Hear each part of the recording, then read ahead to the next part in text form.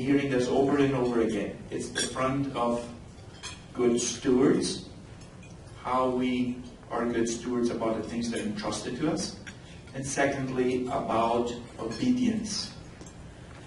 How obedient we were whenever he asked us to do something very specifically.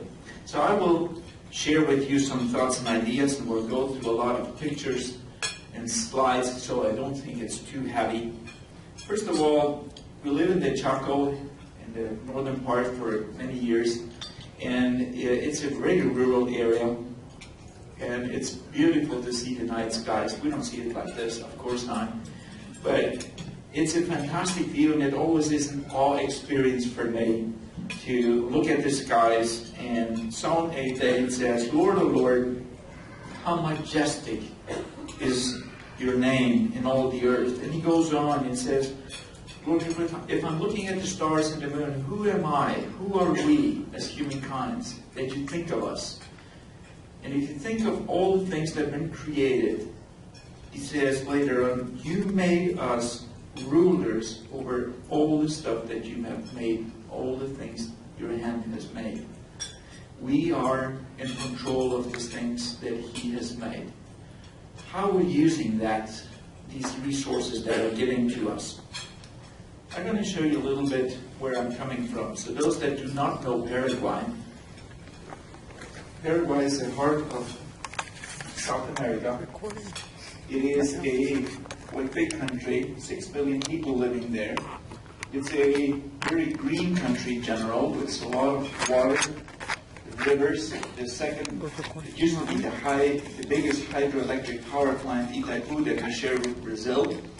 That 1 out of 24 turbines provides electricity for the whole country. So we have still all this extra energy that we're exporting to Brazil. There are more cattle than people in the country, so it's a beef country. Soybeans is the third exporter of soybeans in the world, even though it's a small country. Soccer is very high.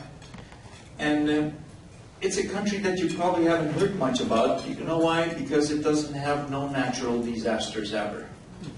No volcano, no earthquakes, definitely no tsunamis, being landlocked, no tornadoes, no hurricanes, no floods. It's really a fantastic country and keeps us away from the news for these disasters. But we have politicians, and they bring balance into the equation. This is the university I went. This is the country that I grew up. I was born in Paraguay. Also did my father. My mother is a small girl, left Germany, but she's also raised in Argentina and Paraguay mainly. Also, Teresa's parents are born in Paraguay. I went to school here.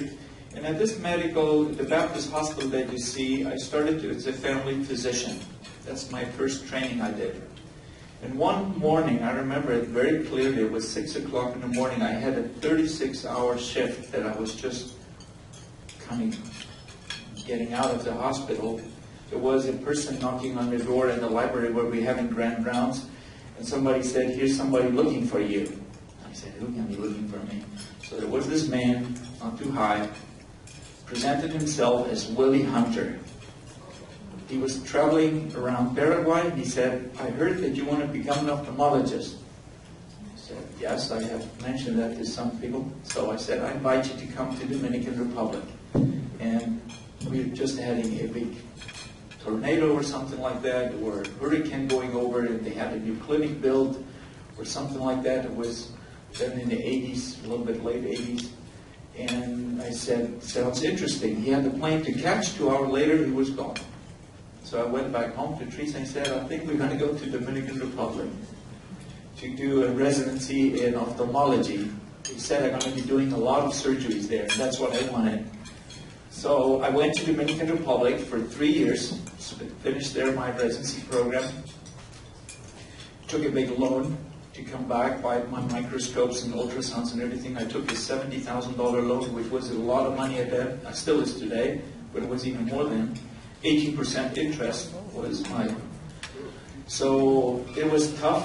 When I came back, I offered my service to the private sector. There was a lot of Germans out there, and I did really well. I opened my private practice.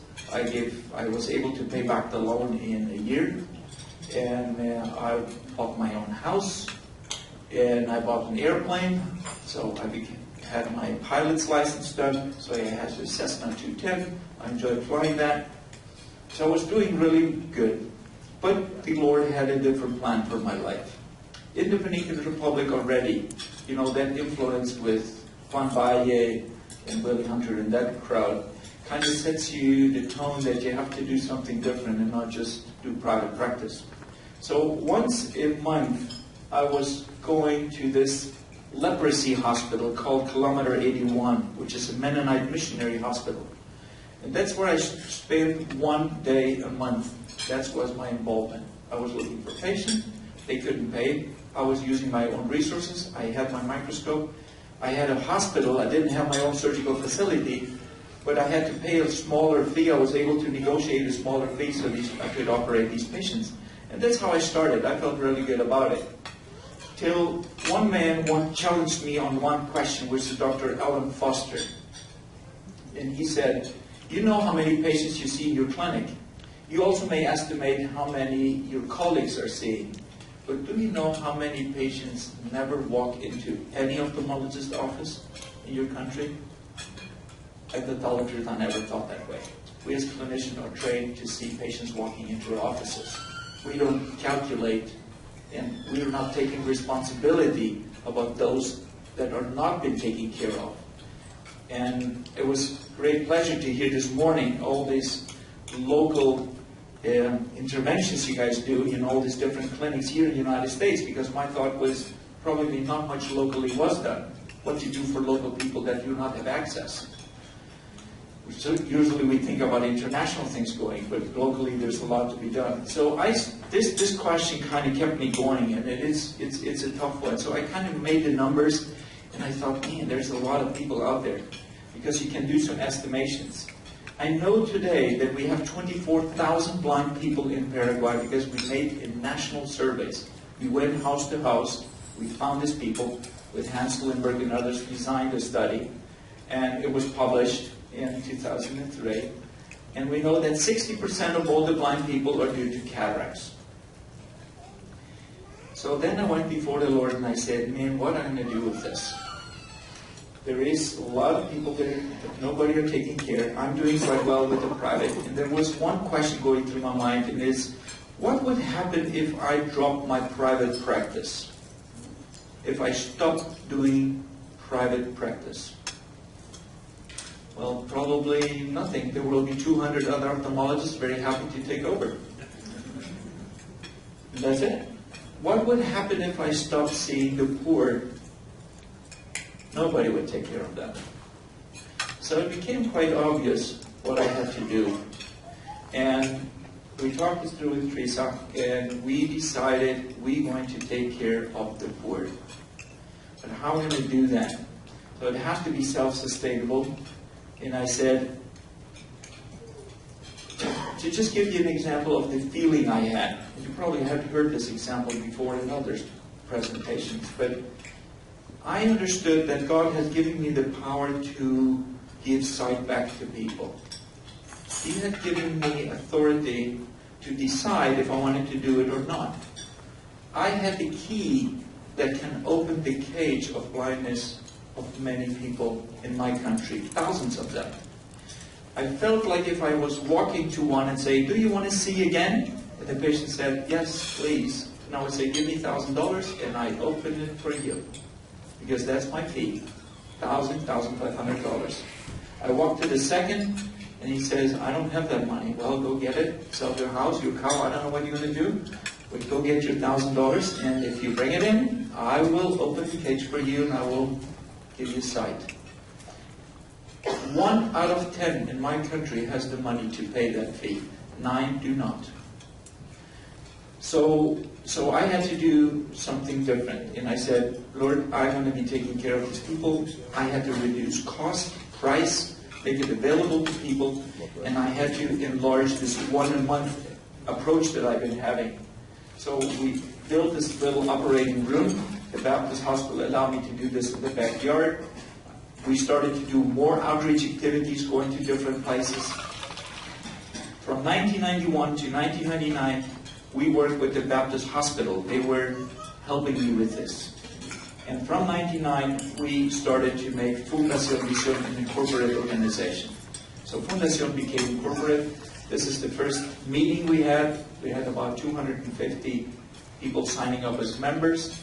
I became an employee of that organization, even though I was the founder. I'm not a board member. And we bought equipment that were portables. We're starting out to look for patients in the different areas. We asked people to help me, Miguel Rios. We had 18 trips a month that we were doing outreach throughout the country. 18 different trips. We got some cars, but we also had some struggles and problems going through different areas. But we're having fun doing this. And this became our major activity. I went to patients. Most of these guys are my patients. Some of them very wealthy guys. And they said, would you be willing to help me to look for patients? I know they're blind people. I cannot go and find them. And they did. On their weekends, they were taking their kids along, or some of the boys. Instead of going fishing, they will be going fishing for blind. And then they will tell the stories where they found the blind and how they brought him in and all their pickups and things like that. I talked with Lions, and many different organizations chip in. And this is the way we kind of get going. We always have 1 or 2 chaplains on board. We have one of these spiritual talks every single day. God's words is the spiritual side that we're trying to translate and pass on to the patients. And you see from 1990 on the statistics how the number of patients has increased. This is 1999, and we're seeing now 100,000 patients a year, and we're doing over 5,000 surgeries. Of those, 3,500 a year are cataracts. This means this is half of all the surgeries done in Paraguay currently. So we're doing 50% of all the surgeries in the country. But you know how much we need to do? We need to do 18,000 every single year. So our 7,000 as a country is still not enough. So we had to expand, and we still continue. And that's when I asked the residents. We're starting a residency program in 2001 with Dr. Pablo Siegels, who is my partner in the private practice before. We're now all 100% into the clinic. We're starting to do some outreach. We have international residents now coming in. And the focus is on the community eye health. That's the message we want to translate to these young ophthalmologists. 2002, we had a big challenge. All the houses were rented. We needed a new building. This big tree there, we used to go under that with Sulma and others, and we used to pray around this tree and saying, God, please make it possible that we can buy this property. And we were able to buy this in 2003. 2004, we were dreaming about a hospital. CBMI Canada visited us, and Germany, it's Christopher Blind Mission at that time. In 2005, beginning, we were able to start building. CBM gave us $600,000. We were able to raise locally in the country another $600,000. Lions gave us $500,000. And very quickly, this building is coming up, and this is our clinic today. We were able to move in about 2 years ago. They're still not completely finished, but this is a state-of-the-art facility, operating room. We can do up to 100 cataract surgeries a day in this facility with this technique.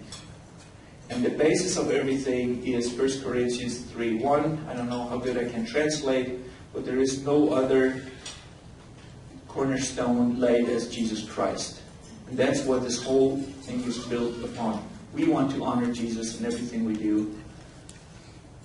I put in these slides because somebody asked me yesterday a little bit to talk how you finance this. We have a budget of about $2 million a year. That's what we need to run a running cost. How do you get $2 million a year to run a clinic? So I'm just going to show you free patients, in the last year, it's always around 10-15%. We do some that are below cost, which means our cost for a cataract surgery right now is about $200. That includes not just the materials, it runs all the running, doctor fees, everything. If a patient pays me $200, then I'm able to cover my cost. These group here are paying less than $200, but it includes the other one. And then we have my private patients. We're incorporated into the organization. That means that whatever they pay, it's a donation to Fundación Visión. And with the funds that these patients generate, we're able to cover 90% of our running costs. So we needed donations of about $200,000 to $250,000 a year. And Lord has been provided every single year. We never had problems with that. So at the end, I just wanted to say that that the accountability of the things that I'm talking here is about the stewardship accountability. Is that God is giving us the freedom to make decisions.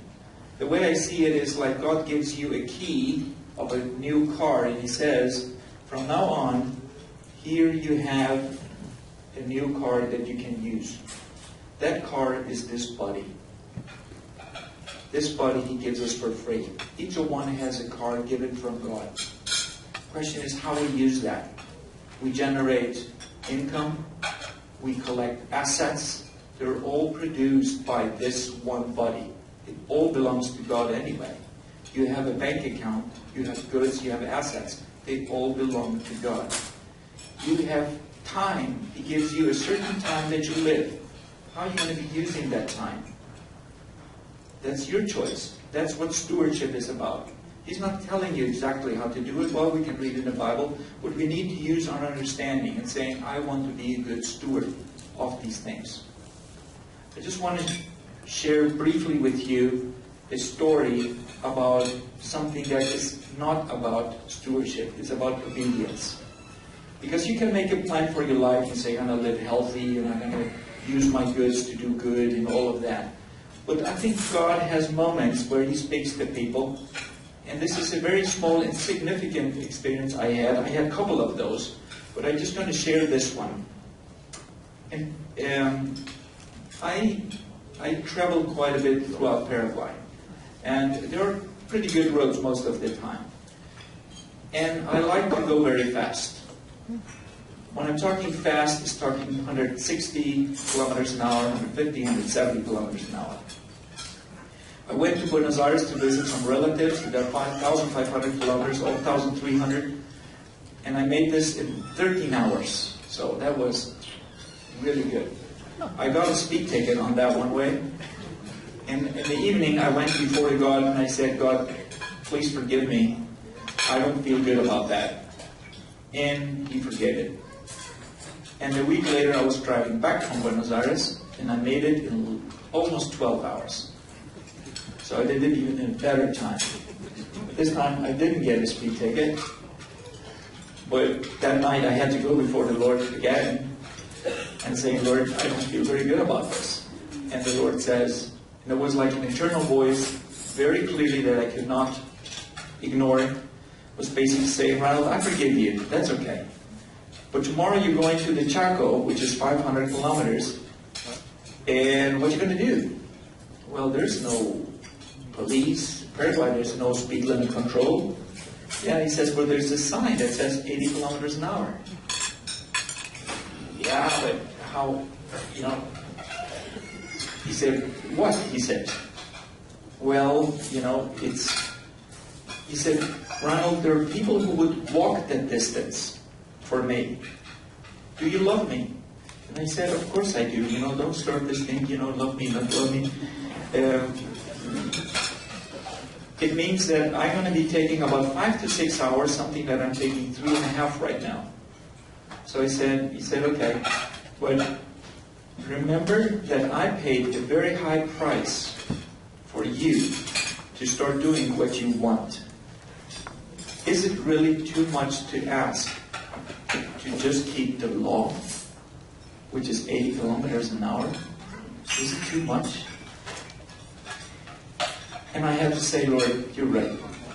I'm sorry, that I'm giving you so much trouble. It should be obvious. But for me, it was giving up a lot. And it doesn't mean one trip. It means forever. It doesn't one-time thing. Sometimes we're willing to give up something for maybe for a week or a month.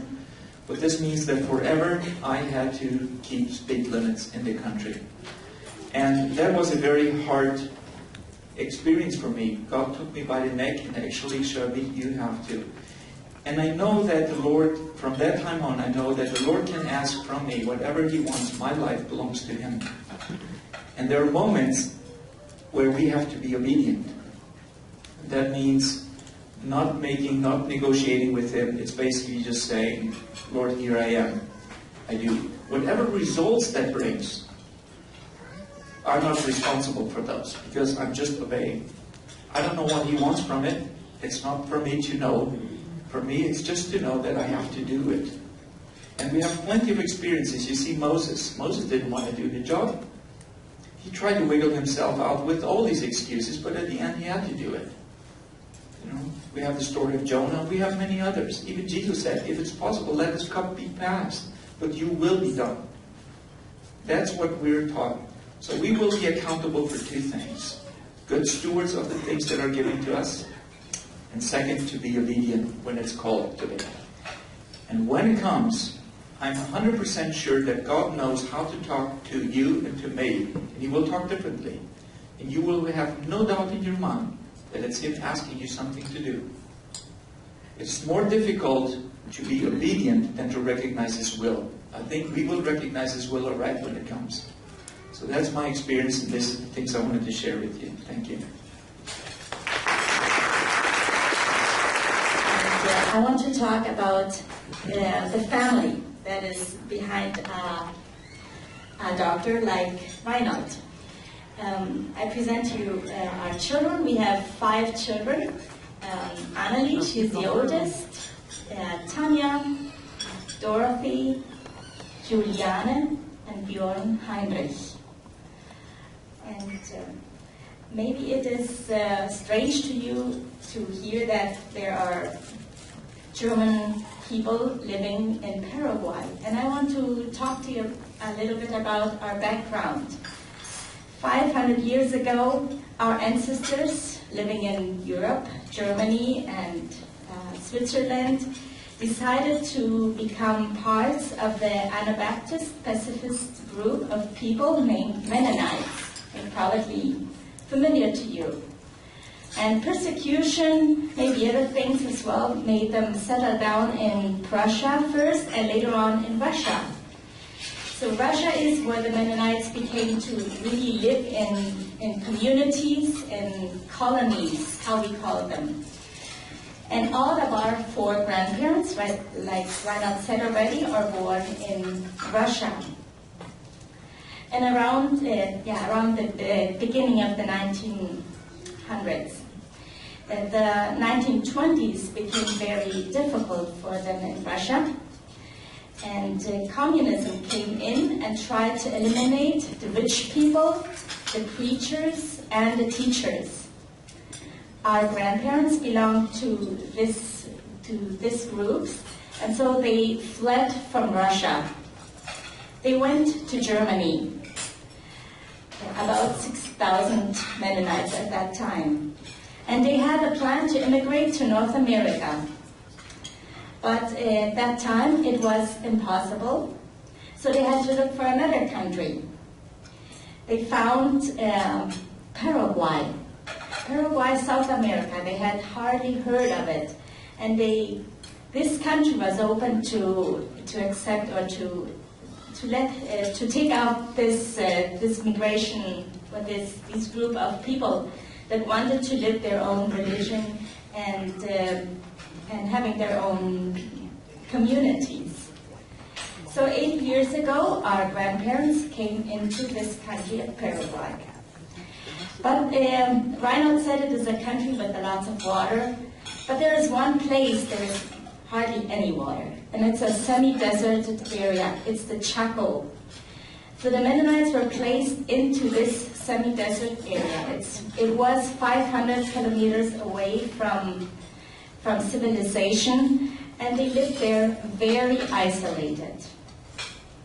Many people died because of tropical diseases, but our grandparents survived. So our parents could be born, and afterwards, we and our children. Since life was so difficult, many people tried to leave as fast as possible. But our grandfathers knew we have a mission in this country. God has placed us here with a purpose. And it did not take too long, and the Mennonites found their first mission field. Indigenous people started to come and live with them in this deserted area of Paraguay. That's where I grew up. Later on, the Mennonites did very well with hard work and confidence and faith in God. Those are 3 strong pillars that allowed the Mennonites to survive and nowadays to become rich again and wealthy. Now I want to tell you my very own personal experience. I remember in my teenager years how my older cousin and his wife told me their love story. I was especially impressed by the point where my cousin, asked his girlfriend to marry him, and he told her that he wanted to be a doctor among the indigenous people, and they probably never would become rich. She said, "Yes, that's fine with me. I agree with that plan."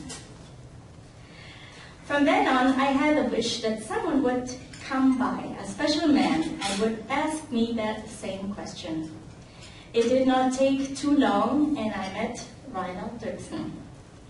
He never asked me the same question, but I realized how much he appreciated my attitude to live the life for something higher than just to satisfy our earthly needs, to have a high status, a comfortable life, or a lot of money.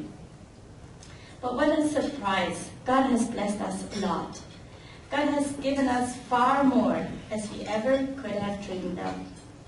We have wonderful families and friends. Our children can go to a Mennonite Christian school. We have a wonderful church. And we have had many, many blessings as family and with friends and other people. But as nice as it sounds, it has not always been easy. There have been moments, and for myself it was a time when Rainald spent almost all of his time and energy into this foundation, into his work. It was the same time that Rainald started that work, and we also built up our family. So my days were filled with pregnancies, diapers, bottles, and babies. And often I felt tired and lonely. So one day I remember Rainald came home from work. He had had a very hard time also at his work, not just with patients, but he also had problems with other doctors of our country. They did not like his work among the poor, and they tried to throw stones into his ways. So he came home and he was tired. And I complained and criticized. Rainald listened to what I told him about fathers needing to spend more time with family. Then he said, "Teresa, just say so, and I will close down this work among the poor. It is very hard for me to do. I could just have my private clinic, attend only rich people. We are going to have a lot of money. I will spend more time with you and the children. And the good thing about it is nobody will notice. Society accepts a money-making doctor very well." There I realized all the responsibilities were in my hands. It was a weak moment for Rainald, and our lifestyle could be changed. All of a sudden it again became very clear to me, if I stopped Rainald from doing this work, hundreds or even many thousands of poor people of our country would continue to live in blindness. Rainald and I could have a much more tranquil life, but it would be without happiness. because that for sure was not what we had felt before was God's plan for our life. It had always surprised me to see how Rainald had that big vision to cover the whole country with eye care. He not only had the vision, he also had the intelligence of finding ways, the power and energy to pull it through. And he had the love to the poor people and wanted to obey and serve the Lord with his gifts. No, I said, I don't want you to stop your work. Go on and help the poor people of our country. I will support you as much as I can. Not with my personal assistance so much, but with many prayers, and a happy home is going to wait for you all the time. That has been my goal since then. And often good-intentioned people try to teach us how important the father is for the children. And I also read about it in every book and article that teaches family life. But it just did not happen in our family. Rainald was gone a lot of time. Many times I said to God, if it's not in your plan for my children to be so much without their father, then do something and change it. But apparently, God's plan was not for Rainald to stay home more of the time. But again and again, I have been so surprised that our children very rarely complained of their father being gone too much time. I am a full-time mother, and once my teenager daughter, Dorothy, she came and said, Mom, you never have time for me. I am going to talk to Dad. He always has time to listen to me. Then I also noticed how very important it is for Rainald to share his vision with me and the children. He wants us to be part of his project. And very soon he invited us to come along with him to work. Very good opportunities whenever there was a surgical campaign for a week. Everybody can help and be part of it. There are lots of things to do, like calling up patients, passing out food to them, singing, handing out glasses and medicine. And Rainald also invites the children to come into surgery. There, the children can stand right next to him and see him taking out the cataract and putting in a new lens. When our son first went into surgery, he was 6 years old. After watching a few surgeries, he said, Dad, now it's my turn. I do the next. That was him. During such a week, we all experience deep emotions. When you see people that have been blind for sometimes up to 20 or 30 years, and that expect to be blind forever, and all of a sudden see again, that makes you cry for joy with them. Our daughter Tanya had gone once on a trip like this with Rainald, and she told me, Mom, the most impressive moment was when they took off the bandage of this operated lady. She looked at me, and I told her, that's the daughter of your doctor. She was so surprised, smiled, and said, such a beautiful girl, and I can see her. There are also ministers working at these campaigns, and it is so wonderful to see how many of these people are willing to open their hearts for Jesus Christ after experiencing the miracle of seeing physically. Like this lady, for many years her children had prayed for her to become a Christian, but she had never opened her heart. And after she had a surgery done, after she could see again, she raises her hands and she says, yes, I want to be a Christian. I want to finish with the verse from Luke 12 that always is driving us to see our blessings and to pass it on to our neighbors. For unto whomsoever much is given of him shall be much required, and to whom men have committed much, of him they will ask the more.